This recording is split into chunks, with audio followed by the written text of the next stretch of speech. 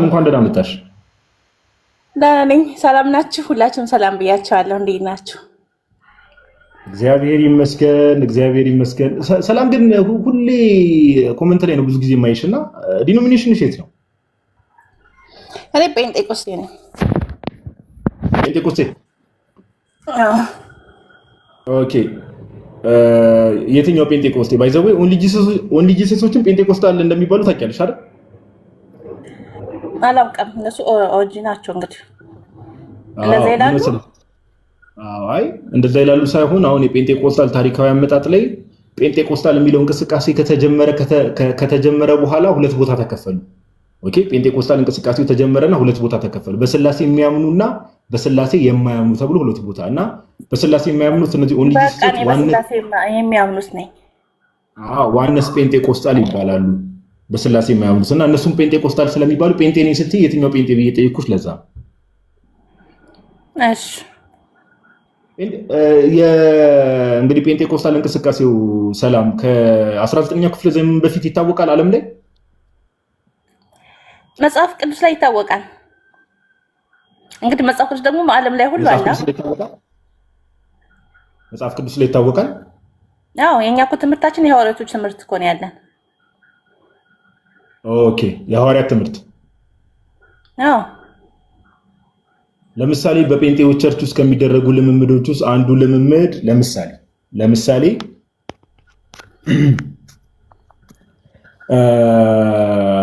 ሴቶች አገልጋዮች፣ ሴቶች መምህራን አሉ አይደል?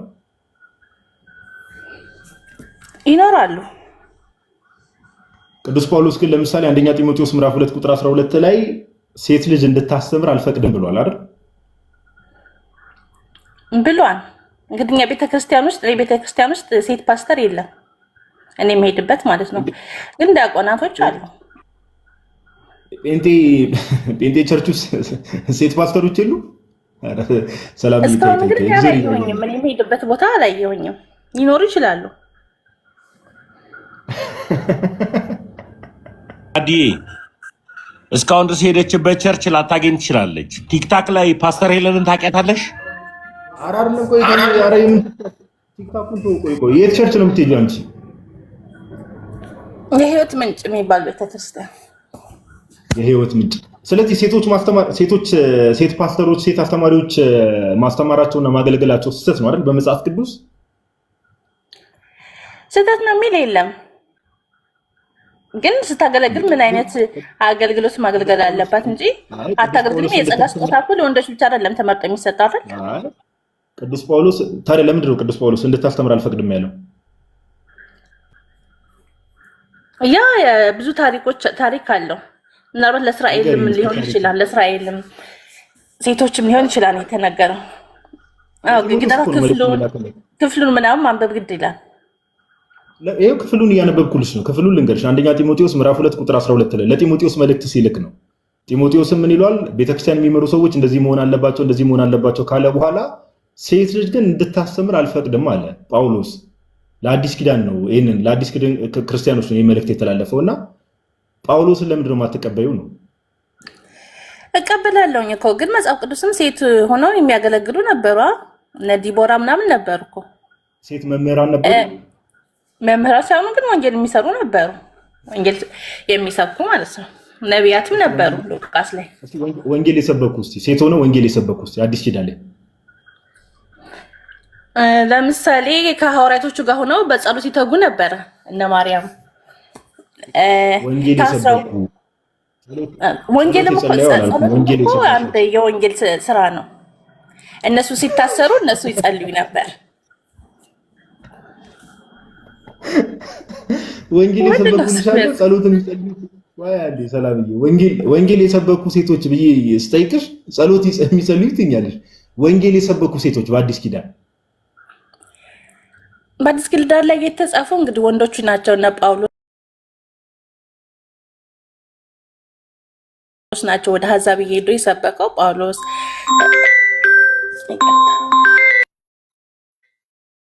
ተደወለባት መሰለኝ እንግዲህ ኧረ ወይኔ ዛሬ ጀምር ሴቶች ይጸልዩ ነበረ። እኛ መች ሴቶች አይጸልዩም ማለት ኧረ እቺ በጣም ተጫዋች ነች። ይኸው አብረው ይጸልዩ ነበር ይላል። ከዛ በኋላ ኧረ የሰበኩት እላታለሁ። እንግዲህ ወንዶች ናቸው የተጠቀሱት። ሰላምዬ መጣለች። እንኳን ደህና መጣሽ ሰላምዬ። ይቻላል። ለማንኛውም ይዋል ታመኛለህ ትላለህ። ኧረ እኛ ችግር የለም። ኧረ እያማ አይደለም በአንድ ሺህ ህዝብ መካከል ሐሜት አይከብድም። እሺ ሰላምዬ፣ ወንጌል የሰበኩ ሴቶች አዲስ ኪዳን ላይ ለማንኛውም ማለት ነው ወንጌል አንዱ ከጸሎት ነው የሚጀምረው። ወንጌል ስብከት ከጸሎት ነው የሚጀምረው። አሁን አንተ ሳትጸልይ ብትወጣ ብዙ ነገሮች ሊደርሱብህ ይችላሉ። ወንጌል ለመስበክ በጉባኤ ላይ ወንጌል የሰበኩ ሴቶች ጴንጤዎች ዘንድ እንዳለው እሺ፣ ለምሳሌ ቀላል ምሳሌ በመጨረሻ ዘመን እንደዚህ አደርጋለሁ አለ። በወንዶችና በሴት ልጆች ላይ መንፈሴን አፈሳለሁ አለ። እንግዲህ በወንድም በሴቱም ላይ መንፈስ ከፈሰሰ እነሱ ደግሞ ምን አለ? ትንቢት ይናገራሉ አለ። ሽማግሌዎች ትንቢት ይናገራሉ፣ ራእይ ያያሉ። እዚህ ይሄ የጸጋ ስጦታ እስከሆነ ድረስ የወንድም ሴት የሚባል ነገር የለም። እኔ ስለ ወንጌል ስብከት ነው ያልኩት። ሰላምዬ እባክሽ እባክሽ፣ አሁን ምሳሌ ልስጥሽ። አሁን ሰሞኑን የፓስተር ዮናታን ሚስት አገልጋይ ፓስተር ተብላ ተሾማለች አይደል? አላየሁም። እኔ እንጃ አልሰማሽም? ልንገርሽ፣ የፓስተር ዮናታን ሚስት ማን አብዶ ነው የሚባለው? ስለ ስራ ታወራኛለህ? እኔ ስለ ስርዓቱ ለቤተክርስቲያን ስራ ስለ ሴቱ አገልግሎት ጻድቁ አብዶ። አዎ ቆይ አንዴ ሰላምዬ፣ ቆይ ረጋ በይና። አሁን ጻድቁ አብዶ ምን አደረገ? የፓስተር ዮናታን ሚስት አሁን ሰሞኑን እጅ ተጭኖባት ፓስተር አገልጋይ ተብላ መጋቢ ተብላ ተሾማለች። ይሄ በመጽሐፍ ቅዱስ ልክ ነው ወይ? ነው ልምምዱ? አንድ ደቂቃ ስጠኝ። እሺ ይቅርታ፣ አንድ ደቂቃ። እሺ አንድ ደቂቃ ፈልገሽ ነው? እሺ ደውይላቸው። ሜቢ ፓስተር ዮናታን ግን እሱ ጋር መደወል ከቻልሽ ደውይና ምክንያቱ ምን እንደሆነ ይንገርሽ። እሺ እንጠብቃለን። እንግዲህ ጴንጤቆስታሎች ጋር ያሉ ዝም ብለን ቀለል አድርገን ነው ሰላምሻን አሁን ጠለቅ ያለ ነገረ መለኮት ከምናወራት ይዋዴ እንደዚህ ልምምዶች ላይ ብናወራት ይሻላል ብዬ ነው እንጂ ያው ጠለቅ ያለው ነገር እንኳን አዎ አይ ይመቻት። ግን ወሬዋ እንዳለ በጣም የሚያስቀው ወንጌል እንግዲህ ስትወጣ በጸሎት ነው ከቤት ጸልዬ ነው በጸሎት ነው የምትጀምረው። እሺ እና ሐዋርያ ቅዱስ ጳውሎስ ጸሎት ጸልየው ሰበኩ። ሴቶቹስ ምንድነው ጸሎት ላይ ቀሩ ነው ወይስ የእነሱ ጸሎት ረጅም ነው? አላለቀላቸው መጽሐፍ እስኪ የጥያቄውስ መልስ አልተመቸህም? በቃ አንድ ደቂቃ ስጠኝ። አረ ችግር የለውም። እሱ ስልክ ነው መሰለኝ። አይቲ የሚደውሉላትም ሰዎች ገዝት ቢልቁ ጥሩ። አርብናት ስራ ላይ ነኝና የሆነ ቃል አመጣ ሂጄ ነው። እሺ ሰኪን አስቀምጬ ጆኬር ዋይፋይ ስለሚቋረጥብኝ ነው። ችግር የለም ሰላም። ያራን ይረዳሻል። እሺ ሌላ ሀሳብ አሁን በቃ ይሄን ልተውና እውነት ለማውራት ለምሳሌ በፕሮቴስታንቱ ዘንድ በጴንጤው ዘንድ ሰው መንፈስ ቅዱስን ሲቀበል ብዙ ጊዜ ብድግ እያለ ይፈርጣል አይደል? ሰላም ያ እግዚአብሔር አሰራር ነው። በእግዚአብሔር አሰራር ጣልቃ ልገባ ምን ይሆን? መንፈስ ቅዱስ ይወርድባቸው ለምን እንደዚህ ሆኑ ምናምን ከሆነ ላይ ፈጣሪ አሰራር እንደዚህ ነው አይደል? መንፈስ ቅዱስን ተቀበልን ሲሉ ብድግ እያሉ ይወድቃሉ አይደል? ብዙዎቹ እንግዲህ ያ የጌታ አሰራር ነው እኮ አልኩ። ይወድቃሉ አይወድቁም ነው የኔ ጥያቄ።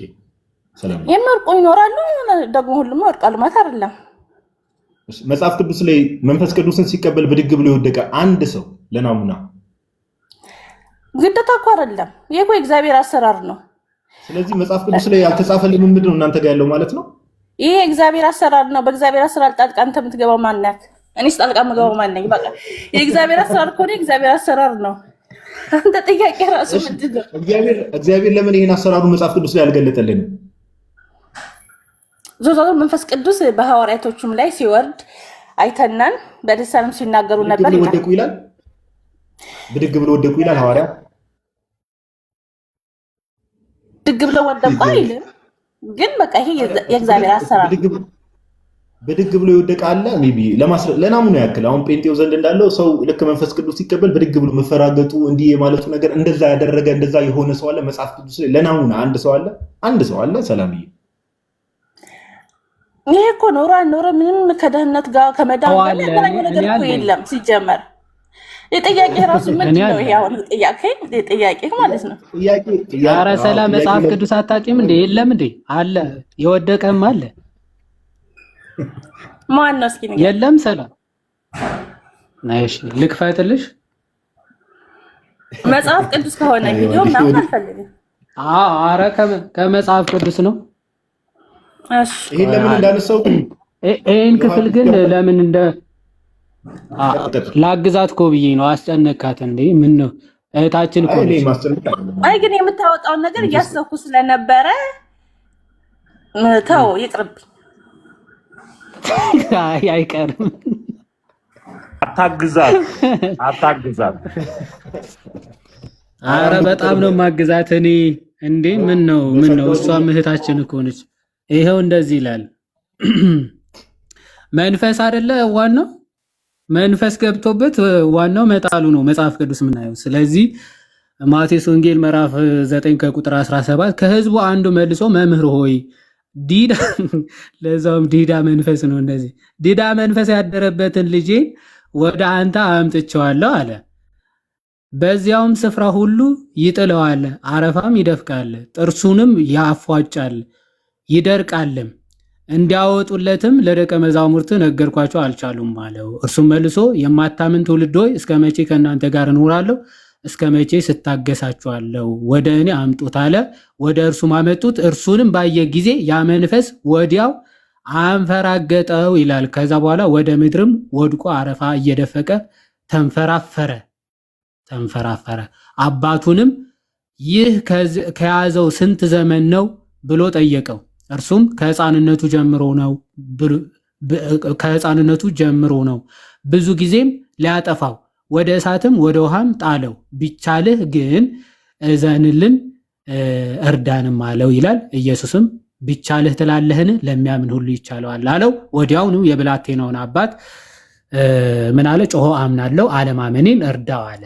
በዚያን ሰዓት አንተ ደንቆሮ ድዳ ውጣ ብሎ ገሰጸው፣ ወጣ ይላል። ይሄ ነው መጽሐፍ ቅዱስ ላይ የምናውቀው ሲያንፈራግጥ። እና አሁን ከተጠየቁት ጥያቄ እናንተ ካነሳው ጥቅስ ምን አገናኘው? ምንም እኮ አይገናኘው። ሰላምዬ አሁን ለምን ይሄ እንደተነሳ ልንገርሽ። ዋዴ ለምን እንዳነሳ መጽሐፍ ቅዱስ ብቻ አማኝ ነሽ አይደል ሰላምዬ? ሶላ ስክሪፕቹራ አማኝ ነሽ አይደል? ብቻ አማኝ ነኝ። ስለዚህ መጽሐፍ ቅዱስ ሶላ ስክሪፕቹራ ደግሞ አንዱ የትኛውም ልምምድ ሆነ የትኞቹም ልምምዶች ከመጽሐፍ ቅዱስ መውጣት አለባቸው ይላል አይልም? ይህ እግዚአብሔር አሰራር ነው። እግዚአብሔር እንደወደደ ይሰራል። መንፈሱን እንደወደደ ነው የሚያፈሰው እንጂ በዚህ መልኩ ነው በቃ እግዚአብሔር መንፈስ ቅዱስ ቢሰራው በዚህ መልኩ ብቻ ነው። በእኛ ነው በቃ እግዚአብሔር አሰራር ልዩ ነው። ተአምራቱም ልዩ ነው። አሁን ይዋዲ እኔ ያለበኩ ሌላም እኮ ሰላም ለምን እንዳነበብኩት ባጭሩ ስገልጽልሽ ማለት ነው። አንቺ የመጽሐፍ ቆይ አንዴ ስለጠየቅሽኝ አንዴ በግልጽ ልንገርሽ። ለምንድነው ያብራራውልሽ? መጽሐፍ ቅዱስ ብቻ ተቀባይ እንደመሆንሽ የመጽሐፍ ቅዱስ ልምምድ ፕራክቲስ አደርጋለሁ እንደሚል ሰው መጽሐፍ ቅዱስ ላይ መንፈስ ተብለው በጣም ብዙ አካላት ተጠቅሰዋል። መንፈስ ቅዱስ አለ፣ እርኩስ መንፈስ አለ። መንፈስ ቅዱስ ስንመለከተው ጥበብን የሚታወቅ ቋንቋን ሲገልጽላቸው ተአምራትን እንዴት ያለ ተአምር ነው ብለው ሲደነቁ ስንመለከት ይሄ ዲዳና ደንቆሮ መንፈስ የተባለው ግን ሰውየውን ሲያነሳ ሲያፈርጠው ሲያንፈራግጠው ሲያሯሩጠው ነው የተመለከትነው ማለት ነው። ስለዚህ በዚህ በመጽሐፍ ቅዱስ መስፈርት ሄደን ስንመለከተው ፕሮቴስታንት ቤት የሚደረገው ከሁለቱ የትኛው ነው? ቋንቋው የማይታወቅ አርቲቡርቲ ወሬ፣ ከዛ ደግሞ የሆነ ወንበርም መስበር፣ ግድግዳ ላይ መንቧጠጥ፣ እየተነሱ መፍረጥ፣ የሆኑ የሚያጓሩ ድምፆችን ማጓራት፣ በጣም የሚሰቀጥጡ ማጓራት ድምፆች፣ ከዛ ደግሞ አንዱ በአንዱ ላይ መውጣት። እነዚህ የተመለከትናቸው እንደሆነ መጽሐፍ ቅዱስ ላይ የምናገኛቸው የዲዳ መንፈስና የደንቆሮ መንፈስ የተባሉት ምንድናቸው? የእርኩስ መንፈስ ተጽዕኖዎች ናቸው። ስለዚህ ልምምዳችሁ ከመጽሐፍ ቅዱስ የተቀዳ ነው፣ ግን የተቀዳው ከእርኩስ መናፍስት ልምምድ ነው። እሱን እያሳየዎች ነበር። አይ በጣም ይቅርታ አድርግልኝና እንግዲህ አሁን አንተ የተናገርከው የራስህን በቃ ይሄ እንደዚህ ነው ብለህ ስላሰብክ ነው እንጂ እኛ ቅዱስን በስርዓት ነው የሚሰራው። ወንበር አንድ ጊዜ ሲያወራ ሰማሁት አይደል? እንዴ እሱ እኮ የተናገረው ነገር በጣም ዝም ብሎ አይደለም እኮ። የእግዚአብሔር መንፈስ እንደፈለገ ይሰራል። እንደዚህ አድርጋ ስራ አንለው። አጋንንት ደግሞ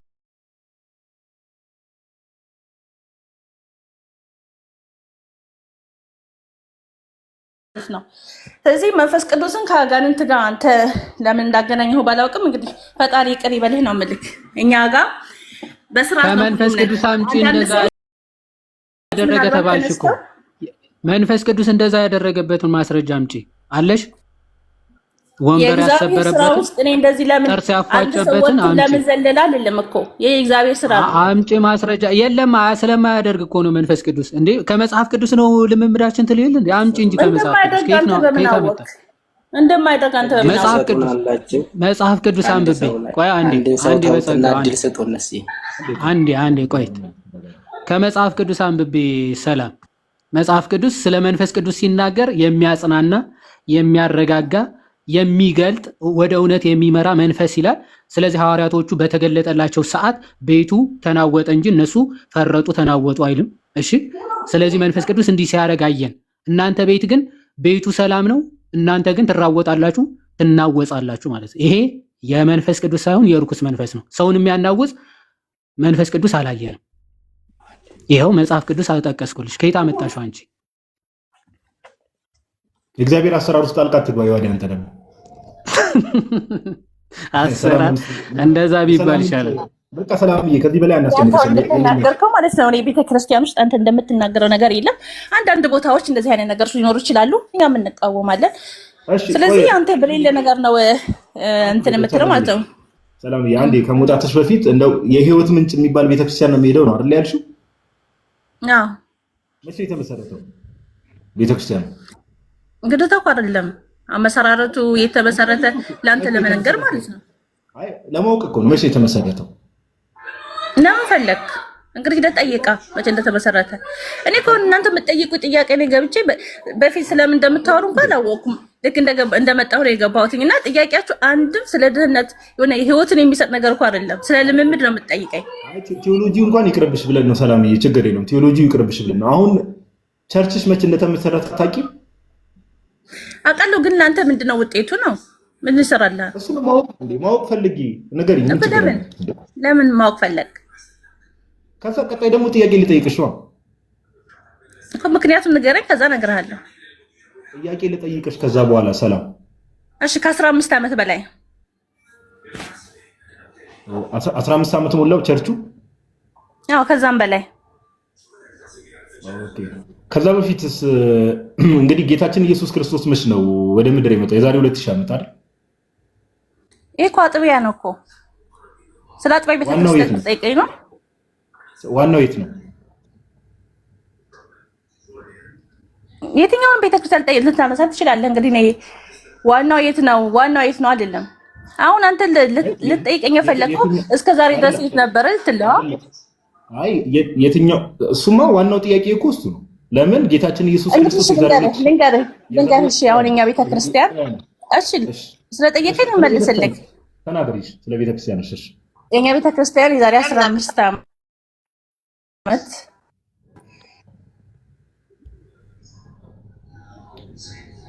የተመሰረተችው ቢሆንም እንዳለ አህዛብን በወንጌል የማያምኑን ማለት ነው። እኔም ከእስልምና ሃይማኖት ብዙዎቹ ኦርቶዶክሶች ከሌላ ሃይማኖት መተን የምንማርባት ናት። በቃ ሁላችንም ከሌላው በወንጌል ጌታ ኢየሱስ ክርስቶስ ጠርቶን መተን የተሰበሰብንባት አጥቢያ የሆነች ቤተክርስቲያን ናት። ስለዚህ ወንጌሉ ያሰባሰበን ማለት ነው። ወንጌል ሰምተን የመጣንባት ናት። ከዛ በፊት ነበር ጨለማ ውስጥ ነበር። ከዛ በፊት ውስጥ ነበር የተለያየ ቦታ ውስጥ ነበር። መስራቹ ማን ነው? የቸርቹ መስራች እግዚአብሔር ነው። ራዕይ የሚሰጠው እግዚአብሔር ልጅ ኢየሱስ ነው። እሱ ነው። ለማን ነው ራዕይ የሚሰጠው? ማን ለሚባል ግለሰብ ኦር ነብይ? አንተ ምን ጨነቀህ? እንትና ለሚባል እኮ ጥያቄ ግራ ገባኝ እኮ ሲጀመር። አይመለከትም እኮ ጥያቄ እኮ አይመለከትም እኮ ለመናገር የማይመለከትን እኮ ነው የምትነግረኝ። ራዕይ የሚሰጠው እግዚአብሔር ነው። ራዕያቸው ደግሞ እውን ሆኗል። እኛን ሰብስቧን፣ እንደነ አይነቶቹን 1000 ሰዎችን ሰብስቧን። ሰላምዬ እናመሰግናለን። ለነበረ ቆይታ እናመሰግናለን። እንደዚህ እንተዋወታለን። እሺ ሰላም። እሺ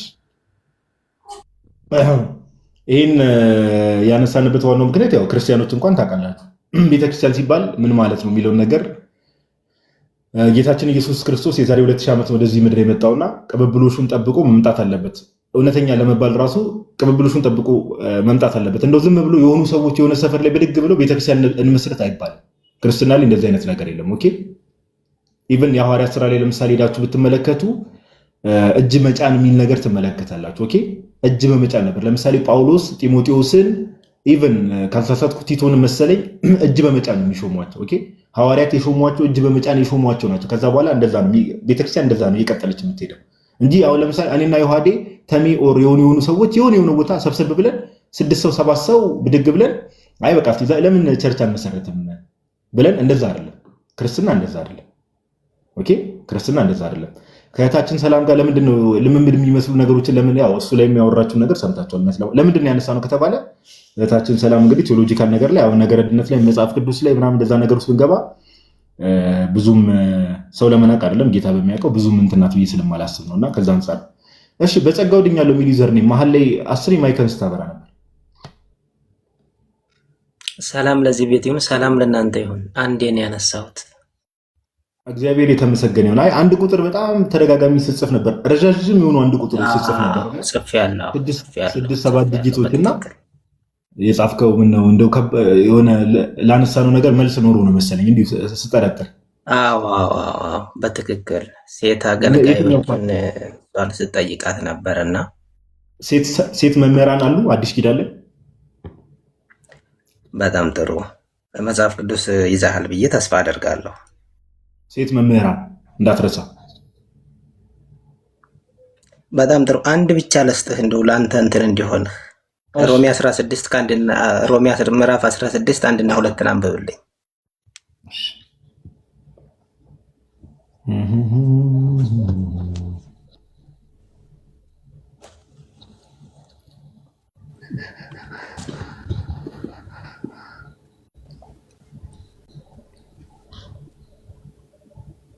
እሺ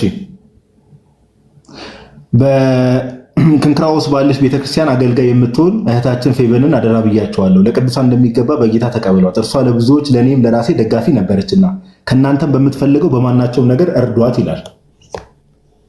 አመሰግናለሁ የኔ ወንድም። አገልጋይ ማለት ምን ማለት ነው? እሺ ቁጥር 2 ላይ ስሟ ማን ነው? ፌበን ነው አይደል? ፌበን። ቁጥር 2 ላይ ቅዱስ ጳውሎስ ምን አለ? በክንክራውስ ባለች ቤተክርስቲያን አገልጋይ የምትሆን እህታችን ፌበንን አደራ ብያቸዋለሁ ይላል። መምህር ይላል እዚህ ጋር መምህርት ናት ይላል። አገልጋይ ማለት ምን ማለት ነው? ስንተርጉመውና ከዛ ነው አገልጋይ ማለት መምህር ነው፣ አስተማሪ ማለት ነው። ወንጌል አስተማሪ ነች ፌበን ባይዘው የዚያች ቤተክርስቲያን አገልጋይ ነች። አይልም እኮ ክፍሉ ላይ አይልም። እሺ ካላለ ተው፣ ሌላ ደግሞ ልስጥህ። አይ ቆይ ካላለ ሳይሆን እዚሁ ላይ ይዛሃለሁ። እዚሁ ላይ ለአንተ የያዝልህ መብት አለ፣ ነፃ ፍቃድ አለህ እኮ አገልጋይ። አንተ አገልጋይ ነህ። ለምሳሌ ካህናት አገልጋይ ናቸው። አገልጋይ ናችሁ ወይ እናንተ እዚህ ያላችሁ ሰዎች? ወንድሜ አንድ አዳምጠኝ እኮ አንድ አዳምጠኝ። ለምሳሌ አንድ ቤተክርስቲያን ውስጥ ምግብ በመስራት ሊሆን ይችላል። በተለያየ መልኩ ሰዎች ያገለግላሉ አይደል? እህቶች ኖ እሱን አይደለም እያለን ያለው ለቤተ ክርስቲያኑ አገልጋይ ነው ብራዘር፣ ለቤተ ክርስቲያኑ አገልጋይ እያለን ነው። አንሟገትም። አልፋ አለ ውሸትን ካሳየህ ይበቃኛል። ኧረ አልፋ አለው የሚባል ነገር የለም ወዳጄ። ና መለስ በል። በአዲስ ኪዳን ቤተክርስቲያኑ ውስጥ በደንብ ስማ። በአዲስ ኪዳን ቤተክርስቲያኑ ውስጥ ሰዎች ለምሳሌ ሌላ ልስጥህና ሌላ ሰው ይዳኛል እዚህ መሀል ገብቶ ና ቆይ ወዴትም አትሄድም። አስተማሪ ደግሞ ልስጥህ ያስተማሩ ሴቶች ልስጥህ። የማይሰማ ከሆነ ታች ወርደን እንድታዳምጥ ልናደርግ እንችላለን። የምትሰማ ከሆነ ግን እዚሁ ክፍል ላይ እንጨርስ። መጀመሪያ ስለዋሸ ማለት ነው። ከባድ መልስ እንዳለው ሰው ብድግ ብለህ ገባ፣ ግን አንተ ያልከው ነገር አይነ ቤተክርስቲያን ውስጥ ለምሳሌ ምግብ በማቅረብ ለሐዋርያትን ለምሳሌ ምግብ በማቅረብ ሊሆን ይችላል። በተለያየ መልኩ የሚያገለግሉ ሰዎች ነበሩ አልነበሩ? ማይክን ከፍተው አስወራኝ። መጽሐፉን በትክክል ከተረጎምክልኝ ብዙዎችን ልሰጥ ይችላለሁ። አረ በገንዘባቸው በተለያየ አገልግሎት ያገለገሉ እንዳሉ አውቃለሁ። ዘማሪያን አገልጋይ ናቸው አይደሉ? አንድ ላይ ነው የሚያገለግሉት። በአዲስ ኪዳን የተነጣጠለ ነገር የለም። ይሄ አንዳንድ ሂደቶችን እነሱም እኛ እኮ መጽሐፍ ነው እያወራን ያለ ነው። ወዳጅ ቆይ አንዴ ተረጋጋ። ያወራን እኔ ያለ እኮ መጽሐፍ ልነግርህ ቅዱስ ነው። መሰል ሌላ ነገር ከማውራት በፊት ዘማሪ አገልጋይ ይባላል ጋዲሳ አይባልም? ዘማሪ አገልጋይ ይባላል አይባልም? ጋዲሳ ያው በደንብ እንድትረዳኝ ዝም እፈልጋለሁ። ብለህ በእናትህ እንትን ሳይኖርህ ትመጣና እዚህ እንትን ትላለህ። አሁን ምን የመጨረሻ ሳይኖረኝ ምን ሳይኖረኝ ማስረጃ ሳይኖርህ ነው። ምን አሁን ሳይኖረኝ የመጨረሻ መጽሐፍ ቅዱስ እኮ ነው እያሳየሁ ያለሁት። አንድ ልጨምርልህ፣ አትጨምር። እዚሁ ክፍል ላይ አንድ ቆም ብለህ ልጨምርልህ እባክህ። የሐዋርያት ሥራ 18 ደረቅ የሆነ ሰው ነው። በእናትህ ሚዩት አድርጌሃለሁ። በደንብ አዳምጥ። ኦኬ። ዘማሪያን አገልጋይ ይባላሉ አይባሉ? ማይክን አብርታ አውራ። ጋዲሳ አንድ የሰማኝ ይኸውልህ፣ ለምሳሌ ደቀ መዛሙርቱና ጌታ በየደቂቃው ነው ሚዩት ማድረግ። ባይዘው በየደቂቃው ነው ላውራበት። ሚዩት ማድረግ። ዝማሬ እኮ አምልኮ ነው። ዝማሬ እኮ ዘማሪያን አምልኮ ነው። አገልጋይ ጋዲሳ ይባላሉ አይባሉ? ላውራበት። ዘማሪያን አገልጋይ ጌታችን ይባላሉ ከደቀ አይባሉ? መዛሙርቱ ጋር እግዚአብሔርን በመዝሙር አምልኳል። ለምን ሚውት ታደርገኛለህ? አሁን ያለውን ሂደት አይደለም የምናወራው። ወረድ ጋዲ ኦኬ፣ ወረድ። አስወረድከው። እችን አንብቦ ቢወርድ አሪፍ ነበር። አይሰማም እኮ። አይ ምንም እኮ አይሰማም። ክፍሉ የሚለው እኮ በግልጽ እኮ ነው እንዴ። ሴቶች እኮ አያገለግሉም እኮ አልተባለም። ሲጀመር አርጊመንቱ ራሱ እኮ እሱ መቼ ሆነን መምህር ወንጌል ሰባኪ። ኦኬ፣ ወንጌል መስበክ ወይ ደግሞ ማስተማር መምህርነት እኮ ነው የተባለው። ከዛ አገልጋይ የሚል ክፍል አመጣና እንዴ ይኸው እዚህ ጋር አገልጋይ ይላል። አገልጋይ ማለት እንዴ! አረ በእግዚአብሔር የምትገቡ ሰዎች እንደው እያስተዋልን እባካችሁ በተቻለ መጠንና ቁጥር 2 ላይ ባይዘው ጳውሎስ አገልግሎቱ ራሱ ምን አይነት እንደነበረ ይናገራል። ዮሐዴ እስቲ ክፈተው ዮሐዴ፣ እዛው ክፍሉ ሮሜ 16:2 ቁጥር 2 ላይ እኮ ይናገራል አገልግሎቱ ራሱ ምን እንደሆነ።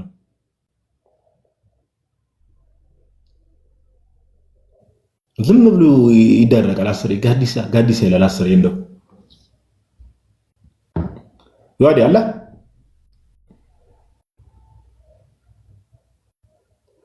እስቲ ዮሐዴ አንብበው። ቁጥር 2 እኮ እዛው እኮ በደንብ እኮ ያብራራዋል ራሱ። አንብበው ዮሐዴ፣ ቀጥል።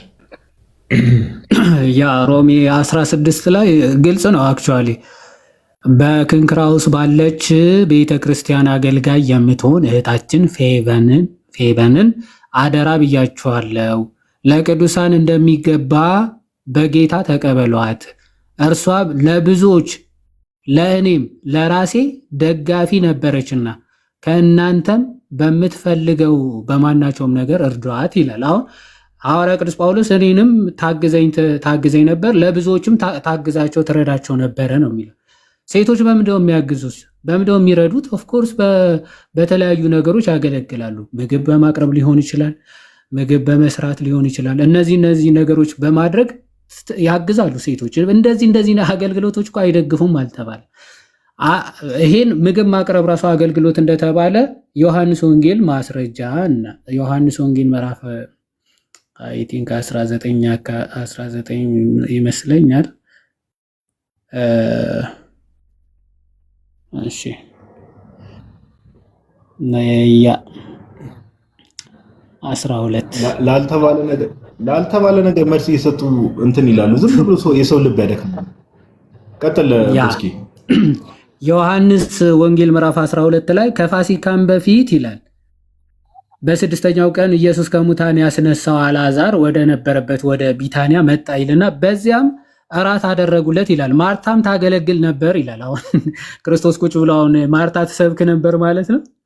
እዛት አገለገለ ማለት ሰበከ ብለ ክርስቶስ ሲመጣ ማርታ ቆማ ታስተምር ነበር። አሪዩ ሲሪየስ?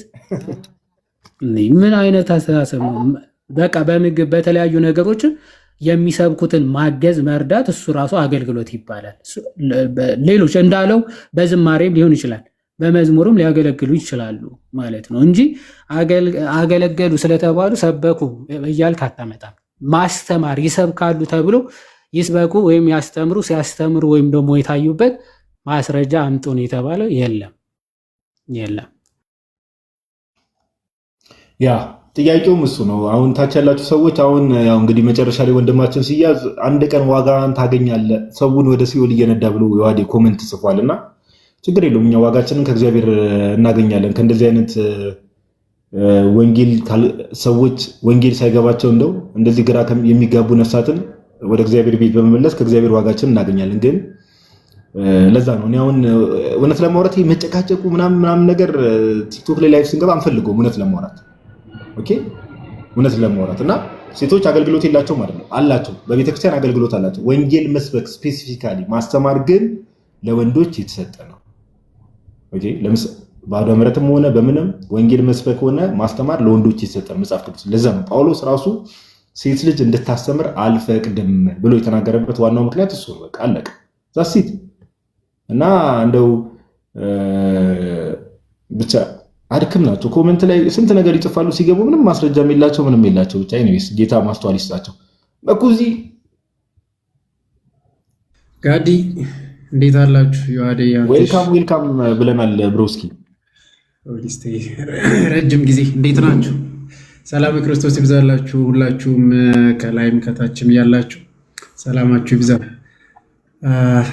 ያዳርቃችኋል። መኩዬ ብዙ አትጠጋ ልታልፈን ነው። የት ሆነ ነው? ቤት አለ አልተጠጋሁም፣ ቤቴ ነኝ።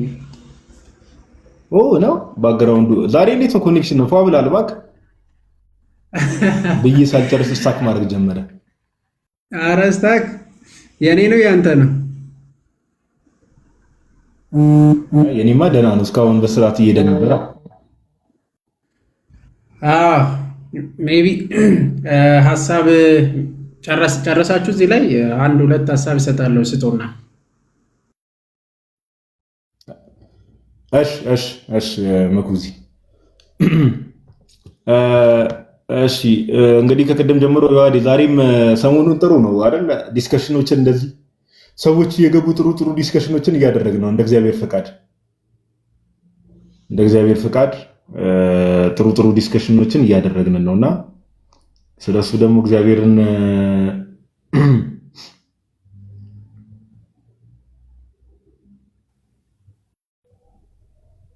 እሺ አይ ቲንክ የኔ ኮኔክሽን ነው መኩ ስታክ አድርጓል። ስታክ አድርጎ አይደለም እየቆመ ነው ራሱ እንዲህ ብለህ እየቆምክ ነው። የሆነ ሳለ ቀጥ ብሎ ቆሟል። ለዛ ነው እየተንቀሳቀስን እንጂ ጎበዝ። እሺ መኩዚ ቀጥል፣ ሀሳብ ስጥ። አሁን የተነሳው ሀሳብ ላይ ብሮስኪ ቀጥል። አዎ የተነሳው ሀሳብ ላይ ቃልዎት ያሰማልን። ሁለታችሁም በደንብ እንትን ብላችኋል። ማለት ትልቁ ነገር በኢርሊ ክርስቲያኖች ዘንድ የነበረው እንግዲህ በሹመት ነው ማለት ስብከት። በነገራችን ላይ የነበረው አብዛኛው ጊዜ የነበረው ቅዳሴ ነው። አሁን የኛ ቅዳሴ ሰዓት በሶስት ይከፈላል አይደል? የመጀመሪያ የዝግጅት ክፍል ይባላል፣ ሁለተኛ የትምህርት ክፍል ነው፣ ሶስተኛ የፍሬ ቅዳሴ ነው። ሶስት ነው ማለት ነው። ሁለተኛው ትምህርት ክፍል ላይ ማን ነው የሚያስተምረው ከተባለ መምህሩ ወንጌልን መስበክ የሚችለው ካህኑ። በነገራችን ላይ በስርዓተ ቤተክርስቲያን ውስጥ ካህን የተሾመ ማለት ነው። በዛ ላይ ነው አስተምህሮ ማስተማር የሚቻለው። የሚያስተምሮት የሚያስተላልፈው ካህኑ ነው ማለት ነው።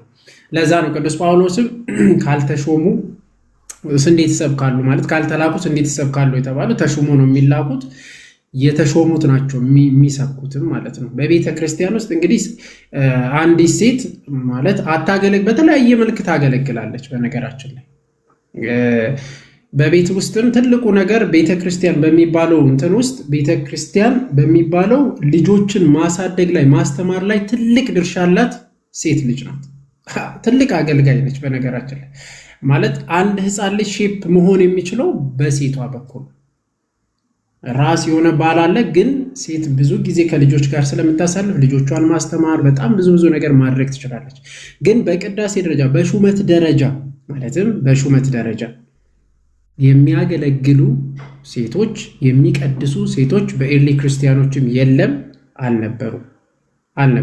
በነገራችን የሚቀድሱ አንድም ተሹሞ አላየንም አልነበሩም እንደዛ የሚያስተምሩ። ግን ደግሞ በተለያየ ሚንስ ሄዶ የሚያስተምሩበት ሚንሶች በጣም ብዙ አለ።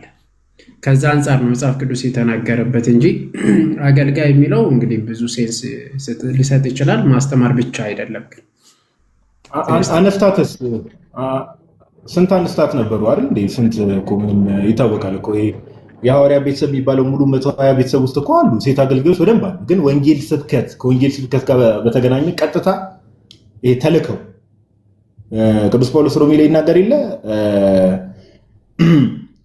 ካልተላኩስ እንዴት ይሰብካሉ ብሎ ይናገራል። እና ተልከው ወንጌል የሚሰብኩ ሴት ልጅ እንደዚህ አይነት አውቶሪቲ አልተሰጣት አዲስ ኪዳን። ኦኬ ወንጌል ተልኮ በስርዓት ተሹሞ ምን ተብሎ ሄደው ወንጌል ሰበኩ ተብለው እንደዚህ አይነት ነገር አዲስ ኪዳን ላይ የለም ለማለት ያክል ነው። መኩዚ እናመሰግናለን። በፕሮቴስታንቱ ዓለም ግን አሁን ፓትሪያርክ እስከመሆን የደረሰች አለች የእንግሊዟ። ቢሾፕ ድረስ ቤተክርስቲያንን ራን የሚያደርጉ ብዙ አሉ። ቅርብ ግን እንትን የአንግሊካን ይመስለኛል።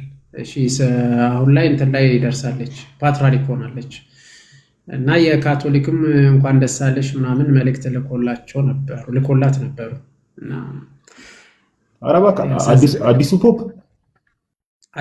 አዲሱ ፖፕ ለአዲሲቷ የአንግሊካን ቸርች ዋና ፓትርያርክ ለሆነችው መልእክት እንኳን ደስ አለሽ ብቻዋን ልካለን። ያው እንደ እንትን አድርገን አይደለም ግን የምንልከው አለኝ። ጆሲንም ጠይቄው ነበረ።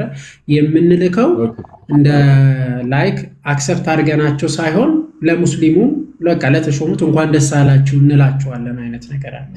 አያስኬድም። እንደ ሶሻል ላይፍ ማለት ነው። እንደ ሶሻል ላይፍ እንጂ እኛ ተቀብለናቸው አይደለም የሚለውን ነው። እና ባለፈው ግሩሜ የሰንበት ትምህርት ቤት ስራ አስኪያጅ ሆኖ ሲመረጥ ለምንድን ነው ያላኩለት? ኮሜንት ላይ ጥሩ አድርጎ አስቀምጦታል። ፐብሊክ ሪሌሽን ይባላል እንደዚህ አይነት ነገር ኖርማል። ኢቨን በአይዲዮሎጂ የማትገናኛቸውን ሰዎች በእንትን የማትመሳሰለውንም ሰው እንደዚህ አይነት ነገሮች ይደረጋሉ። አንዳንዴ ይላካል። በነገራችን ላይ ለሙስሊም የተሾመንትን በቃ እንኳን ደስ አለ ምናምን ይባላል። ዋረበር ግን እንደ ቤተክርስቲያን ግን አክሰፕት አድርጎ አይደለም። ያንን ክሪድን አውጥቶ ነው የላኩት ነው ያለ ማለት። ለእኛ አሁን ቢላክ ፓትርያርካችን ሲሾም ሲልኩ ክሪድ አስገብቶበት አክሰፕት ነው የሚያደርጉን። እኛ እንደ ጀስት ቫሊድ ነን። በነገራችን ላይ በየትኛውም ቤተክርስቲያን ቫሊድ ነን፣ በኢስተርኖችም አብዛኛው እና በካቶሊክ ደግሞ ብዙዎቹ እንደዛ ናቸው። እኛን ቫሊድ አድርጎ ይቆጥሩናል እና ለዛም ክሪድ አስገብቶ ያንን ይልኩልናል ብዙ ጊዜ። እና ግን የነሱ እንደዛ አይደለም። ግን ትልቁ ዋና ፖይንታችን የተነሳንበት ጋዲ እንዳልኩ ያው የሴቷን እንግዲህ እስከ መሾም ድረስ ደርሷል። ፓትርያርክ እስከ መሾም ድረስ በአንግሊካን ቸርቾች። በሉተራን ደግሞ በሉተራን ያው አሁን ላይ ያለበት ቢሾፕ ላይ ነው ያሉት፣ ፓትርያርክ ላይ ያልደረሱ። አናቅም እንግዲህ ምን እንደምንሰማ ወደፊት። አስቸጋሪ ነው። ያው ፕሮቴስታንቱ ዓለም ላይ ያለው ነገር ምንም እንኳን ሴት ቢሾፕ ዳንተን አይደለም ተመሳሳይ ጾታ ያላቸው የሚሾሙበትም ስለሆነ ቢሾፕ የሚሆኑባቸው ቸርቾችም ስላሉ ምንም ኢትስ ናት ኢቭን ሰርፕራይዚንግ። ቸርች ኦፍ ስዊድን ለምሳሌ ብትወስድ ብዙ ቦታ ላይ እንደዚህ አይነት ነገሮችን መመልከት ትችላለህ። ብዙ ከዚህ በፊት በቪዲዮም ስለሰራን ማለት ነው። እና ዋናው ፖይንት ምንድነው ያው ወዴት ሊድ ያደርጋል የሚለውን ነገር ሰው ራሱ እንትን ይውሰድ። ግን ከቅድም ጀምሮ ስንናገርም የነበረው ድንገት እሷ ስትገባ ነው። በእርግጥ መጀመሪያ ላይ ቴዎሎጂካል ነገሮች ስናነሳ የነበረው ካልተላኩስ እንዴት ይሰብካሉ የሚለው ሀሳብ መረሳት የለበትም። ለመስበክ መላክ አለባቸው። የሚላኩት ደግሞ ለምሳሌ ጌታችን ኢየሱስ ክርስቶስ ምን አለ? አባቴ እንደላከኝ እኔ እልካቸዋለሁ አለ። አያችሁ፣ ጌታችን ኢየሱስ አባቴ እንደላከኝ እኔ እልካቸዋለሁ። ከዛ ሐዋርያት ተላኩ በጌታችን በኢየሱስ ክርስቶስ። እነሱ ደግሞ እጅ እየጫኑ ሌሎች ሰዎችን እየሾሙ ሌሎችን ምን ያደርጋሉ? ይልካሉ። ወንጌል ሰባኪያንን ቤተክርስቲያን እንዲመሰረቱ እንደዛ እያደረጉ ይልካሉና ከዛ አንጻር ነው አንዳንድ ሰዎች ኮሜንት ላይ ቅዱስ ጳውሎስ ገላትያ 3 ላይ አይሁዳዊ ወይም የግሪክ ሰው ባሪያ ወይም ጨዋ ወንድ ወይም ሴት የለም ሁላችሁም በክርስቶስ ኢየሱስ አንድ ናቸው። ኦፍ ኮርስ አንድ ነን እንዴ! እኛ እኮ ወንድ ከሴት ይበልጣል ኦር ምናምን እኮ አይዲዮሎጂ አይደለም እያራመድን ያለው። በእግዚአብሔር ፊትማ አንድ ነን፣ ምንም ጥያቄ የለው። በክርስቶስ ክርስቲያን እስከተባልን ድረስ አንድ ነን። የምንኖር የእግዚአብሔር መንግስት ነው የሚጠብቀንም ተስፋ። ግን አገልግሎት የሚባል ነገር አለ። የማይገናኝ ጥቅስ አትጻፉ ኮሜንት ላይ በተቻለ መጠን እና እንደዛ ነው። ዮሐዲ ሴት ትወልዳለች እና ወንድ ትበልጣለች ልል ነው። ምን ባይዘው ያው ለክ እኮ ነው ያልከው። ሁላችንም በክርስቶስ አንድ ነን ከተባለ ሴት ልጅ ትወልዳለች፣ ወንድም ይወለድ እኮ ነው ሊትራሊ በእነዚህ ሰዎች ዲፊኒት። አዎ ይሄ የአገልግሎት ክፍፍልና ይሄ በመዳን ላይ በእግዚአብሔር መንግስት ላይ ልዩነት አለ አይደለም የተባለው። ግን በአገልግሎት ደረጃ ይሄ ባይዘው ኦን ፐርፐዝ ነው። ለምሳሌ ሴቲቱ የወር ግዳጅ አለ፣ መውለድ፣ መጽነስ ምናምን የሚባሉ ነገሮች አሉ። ክህነት ደግሞ ባይዘው ክህነት ሲሾም አንድ መባረክ አለ፣ ፕላስ ደግሞ ማስተማር አለ፣ ቅዳሴ አለ። እነዚህ አይነት አገልግሎቶች አሉ።